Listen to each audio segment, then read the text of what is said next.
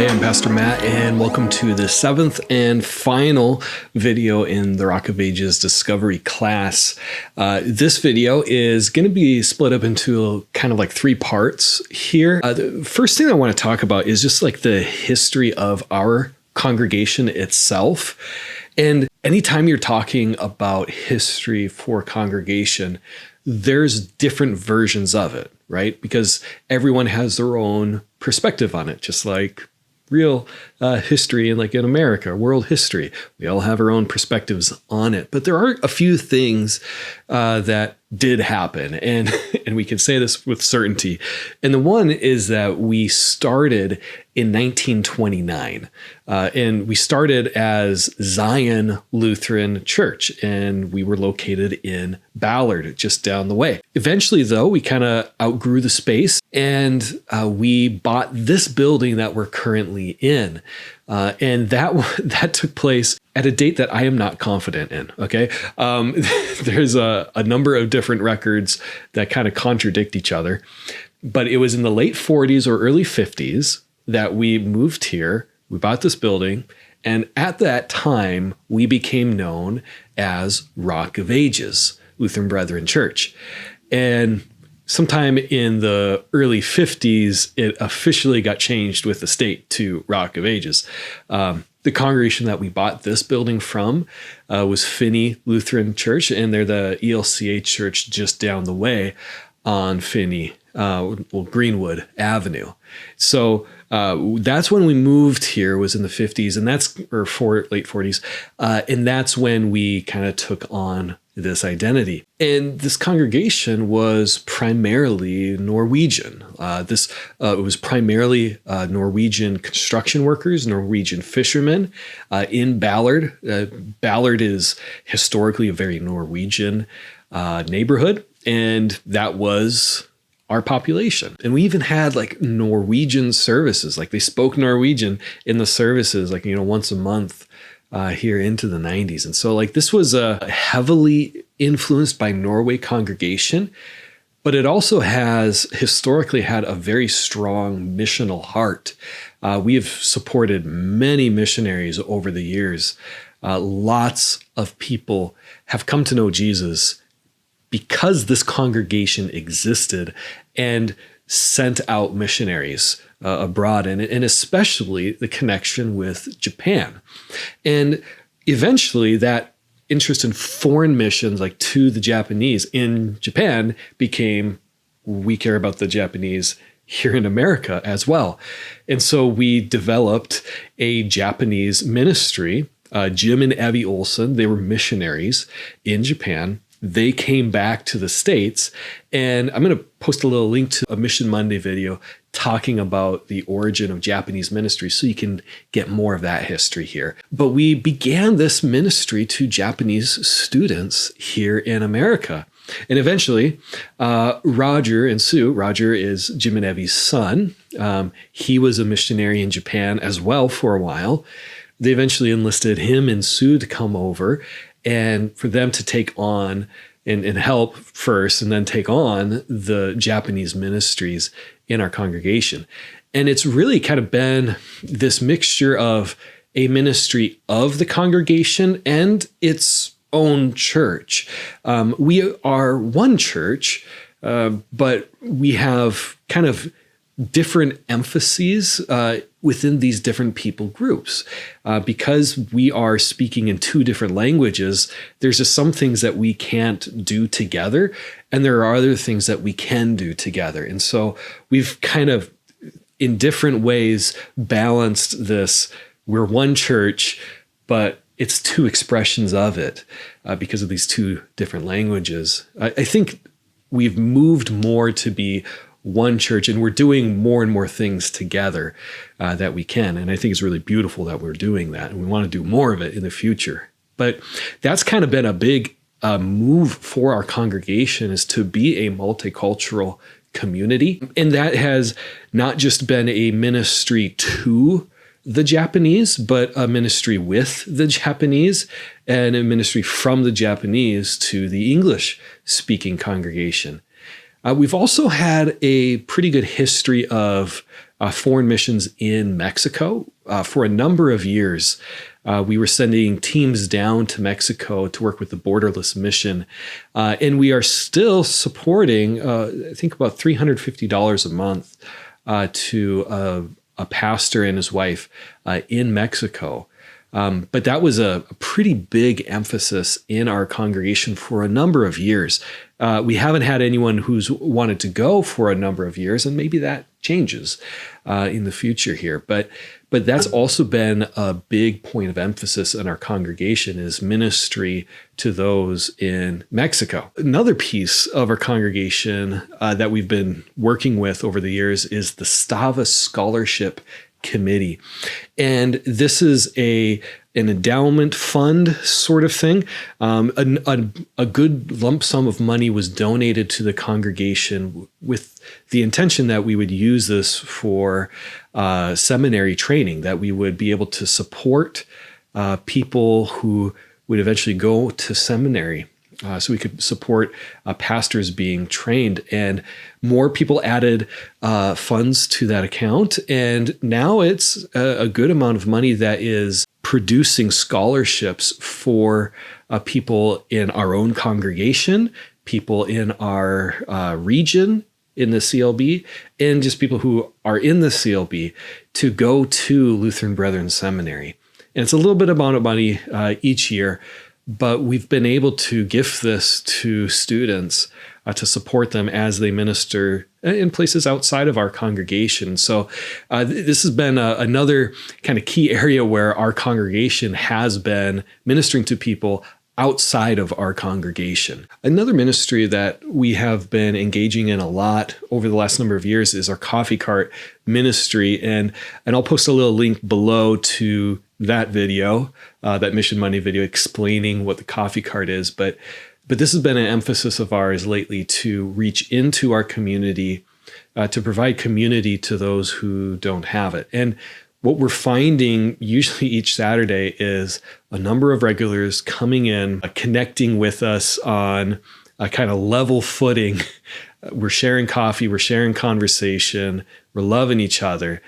And they're hearing the gospel, experiencing the gospel, even though we're not like actively preaching. It comes out, it leaks out. But they're experiencing that in a setting that maybe they are comfortable in, rather than in a setting that they're not comfortable in receiving it. Like, we're not expecting them to come into our church doors anytime soon, although we would love that. But we are still pastoring them and caring for them. And that's through our coffee cart. I encourage you to watch that video because it's pretty neat. We could talk at length about the different ministries that this congregation has been up to over the years. There's been a lot of good that has taken place. There's been a lot of bad, of course, because we're humans. But there's been a lot of good, and we have tried to reach outside of ourselves with the gospel. Like, we've tried to bring this to people, and we ask that God would continue to use this congregation to do that. Now, I want to transition to kind of what the organization of our congregation looks like. And this is always hard to do effectively, but I'm going to put up this little flow chart, and I think it helps kind of see how our congregation is organized. And it's very loosely organized. You'll see a bunch of little dots and bubbles here with lines connecting them, and it's like we don't have established committees up the wazoo, right? But we do try to maintain the ministries that we have while dreaming up new ministries in our neighborhood. But the two kind of main areas I want you to see here is that there is the elder board, and then there is the trustee board. Okay. These are kind of the two that are in charge of the management of the congregation, and they answer to the congregation through like congregational meetings. Okay. So the congregation votes on who is on the trustee board, and they do have, a say in who the chairman of the elder board is, the chairman of the congregation. Everything is kind of flowing into the congregation as a whole. But in terms of who's in charge of making decisions, generally speaking, we could say if there's like a vision of the congregation decision, a issue of theology or something along those lines, that's kind of an elder board discussion, right? We've typically thought of this as like spiritual care of the congregation. That's kind of the elder board thing, right? And then like the finances, the building management, how do we do the work of ministry? That's kind of the trustee board. And then we had vision a number of years ago to have a discipleship committee and to have an outreach committee and have an administrative committee. And those haven't taken shape yet because we are a small congregation. We would love to see regular committees form that are entrusted with these tasks, but that just hasn't happened yet. We have talked about possibly going to more of like a ministry team model where these are people who are in the congregation, serving the congregation, committed to the congregation, but we work together with the elder board and trustees every once in a while to develop our plans going forward. And we'll see if that takes place in the future. But as of now, our church governance structure is set up like this. But I want you to note, like, we're all connected in this. These ministries are your ministries. If you make us your congregation, you have a say in how things go going forward. And with that, I want to go now to a third section, which is what it looks like to become a member of this congregation. On the screen here, I have a new members application here. I'm just going to walk through what's here. We collect some information on you, just so we can get a hold of you and whatnot. It's like, find out if you're baptized, if you've been confirmed. You don't have to have been confirmed. I wasn't confirmed. Just some of these basic sort of things here, right? And then we have the second page and ask the question like, why do you desire to become a member of Rock of Ages Lutheran Brethren Church? And we're going to ask you to write a few sentences. You can write like on a separate piece of paper, and that'd be cool, but you don't have to. Then there's a series of other questions. Have you completed our Rock of Ages discovery class? If you've watched the previous 6 videos and this video, you have. Have you read the congregation's constitution and statement of faith? I'm going to post links to both of those documents. Well, actually, one's a document and then one's just going to our website. Read those, okay? It's not going to take you long. Just go ahead, breeze through those. And after you do, you have the question, having read the materials above, are you, one, willing to become a confessing member of this community? And we'll talk about that in a bit, what a confessing member is. And 2, are there any specific concerns you have? What areas would you like more clarifications on? We'll talk more about that, how you can do that. Then we have question 5. Membership at Rock of Ages Lutheran Brethren Church is for those who confess Jesus Christ as their Lord and Savior. Please briefly share with us your faith journey and how you would describe your relationship with Christ today. And this, I would absolutely love if you would take a separate piece of paper and write this out, okay? Not because I need to know, because it's really good for you to do this. It's a really healthy thing for us to be able to share our story of how we came to Christ, how Christ came to us, how we have come to trust in him, how we're trusting in him now. Oftentimes in our congregations, when we receive new members, we love it if they would stand up and share that testimony with the congregation. It's good for you to share it. It's really good for the congregation to hear it, because the gospel becomes more and more beautiful the more and more we see how it's affected other people. This isn't a mandatory thing for you to do, but this is a way for you to worship God, and we welcome it, okay? The last question is, we believe that the body of believers is first and foremost a community of grace. Is there anything you'd like the elders to know so that they can better minister to you? And this is confidential, okay?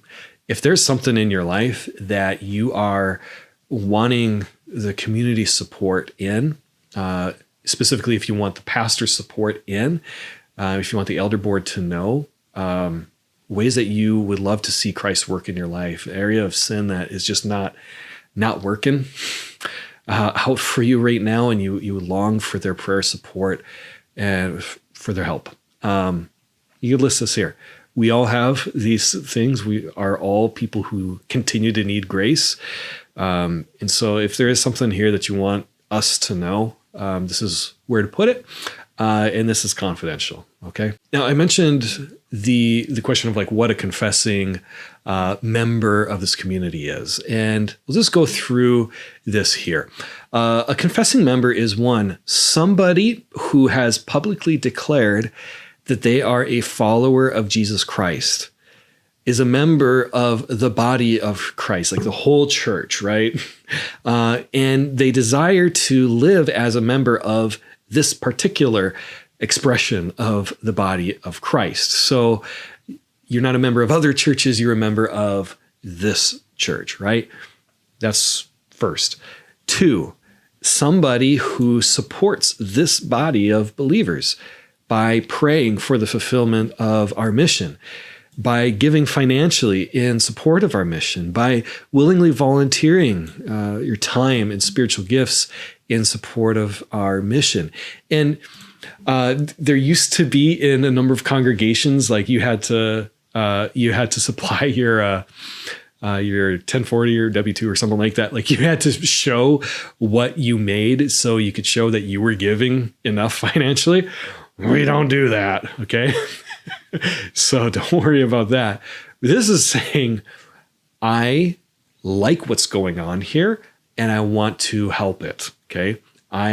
It's going to be in my heart. I am going to put my wallet where my heart is, because that's where your treasure is. That's where your heart is. And I am going to, as best as I can, volunteer my time. Now, I talked about in the first video, I believe, about how many churches ask more of you than you feel comfortable to give. And that might happen with us. Like I might ask you to serve in a way that you won't feel comfortable in. And you just feel comfortable with telling me, no, Matt, I know my schedule better than you, and this ain't going to be good. All right. So when you say, yes, I'll support, you're not saying I'm going to give everything of mine or I'm going to kill myself doing this. No. Okay. You do what you believe God is leading you to do. Okay. But we do ask that you would support in the ways that you can. All right. 3, confessing member is someone who is committed to the congregation's teachings, spiritual guidance, and fellowship by worshiping regularly. Like, again, we don't have an attendance sheet that is saying, boy, well, this person only came, once a month, so they can't be a member. No, we ain't doing that. All right. That's not what we're doing. But we do ask that you would worship with us regularly because it's good for you.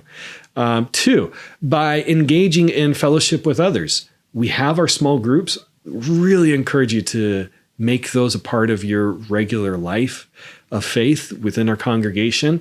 If you're not able to, we understand. But please come fellowship with us. And we have other opportunities to fellowship too. 3, by caring for the spiritual well-being of brothers and sisters in Christ. Now, again, if someone gets sick and you aren't able to bake a casserole or a hot dish for someone, your membership isn't revoked. But it's a good thing. It's a good thing for you to know that what you do in service of others matters and you are missed when you don't serve, okay? And so we ask you that as you are able, that you would serve and care for the well-being of the people inside and outside our congregation. And then 4th, by seeking to live in harmony with the congregation's teachings. Now, again, in the first video, we talked about kind of this uncomfortable tension that exists sometimes where we are trying to live within a covenant community, even though we don't agree completely with the covenant community's beliefs, the stated beliefs. And like that is a part of the way that the human mind works. We're constantly going through this thing of getting new information and wrestling with what we believe, what we might believe, but we're not sure on, and everything in between. We're constantly dealing with this battle. Faith and doubt they work hand in hand, okay? And we welcome you being in an uncomfortable position with that, okay? If you don't agree completely with what we believe about infant baptism, the inerrancy of the word and all that, you can still be a member, okay? What we're concerned about here is, are you going to work against? Are you going to, if you're a Sunday school teacher in our congregation, are you going to be teaching like against what this congregation affirms? And if you are, like, this, membership isn't really a good fit for you right now. What we want for you is to be able to say, these people are holding to beliefs that I respect, and I want to help this congregation move forward. Where they're going, that's where I want to go. And even if you don't necessarily agree with all the little twists and turns we're taking to get there, if you can work in harmony with us, that would be awesome. Okay, so you don't have to be able to stand up and say, I agree with everything that the church teaches. No, that's not what we're saying. We are saying that you wouldn't fight against, and that you would be open to learning with us. Okay, so that's there. Fourth, final thing, somebody, a confessing member of this congregation is somebody who participates in the organizational life of the congregation. And there's other pieces of this, but the one that I have here is by actively participating in congregational meetings. I know that meetings aren't the funnest thing in the world, but they're incredibly important.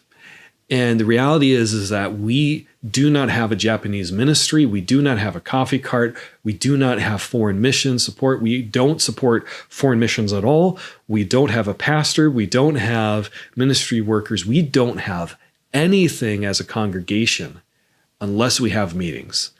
Unless we do these things and people show up and vote, we don't have the ability to do the regular exciting things that we get to do each week as a congregation. And so these meetings are really important, and we long for our members to take ownership of it. And so I encourage you, if you want to have a say in the direction of this congregation, you show up and you vote, just like you do in our country. And the nice thing is like, in our congregation, when we vote for like officers, for trustees or elders, or for measures regarding the Constitution, or to vote to, fund different missionaries and whatnot, those are fun things to vote for.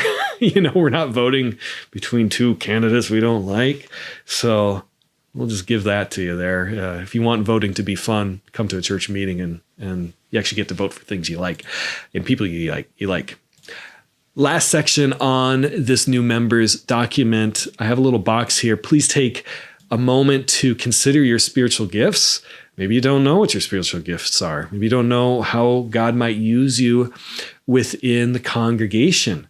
But if you do have an idea, I encourage you to, list a couple here. If you would like help understanding or discerning your spiritual gifts, write this down. And if you have an idea of how you would best like to serve Rock of Ages right now, not necessarily for the next 30 years, but if you have an idea of that, write that down.